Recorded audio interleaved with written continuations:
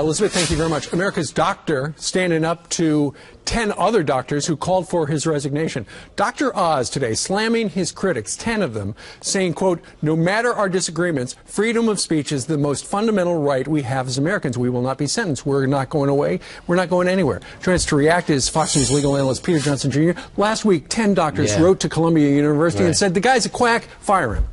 Yeah, well, this is a witch hunt. I mean, they're really picking on Dr. Oz. Yeah. And there should be a room for debate about science and medicine in our society and on television. And these folks have the nerve to say to Columbia University, take Dr. Oz off the faculty. Let him stop operating on adults that have heart disease. 10, 12-hour operations, one of the most successful surgeons in the United States. And he's not a friend of mine. I've met him here a couple of times. But I find it offensive to the First Amendment, to everything we stand for as Americans, that we have these folks, some of them who, in my opinion, may in fact be quacks themselves. They accuse him of being a quack, to say, oh, fire him, Columbia. Well, who the heck are they? Well, Dr. Oz in Time magazine lays it out who he thinks they are. He said one of these folks is an advocate of genetically modified foods. He's attacked genetically modified foods. One doctor was suspended as a doctor, is a convicted felon, 22 months in prison for Medicaid fraud.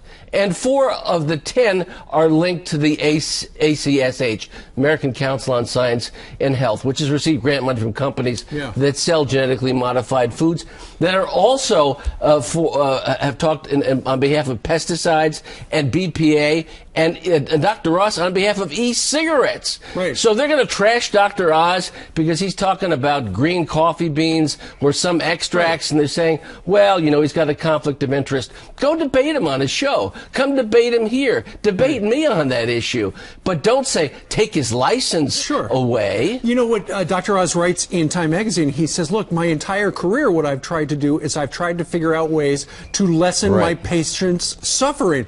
And whether it is something that is holistic or alternative, he's open to that, which we all should I think you're hitting on the head. And there are whole institutions and whole units at hospitals, including Columbia and NYU and Sloan Kettering and the Mayo Clinic, on complementary and integrative medicine. He cannot be destroyed by the medical industrial complex in this country. And that is what they are trying to do.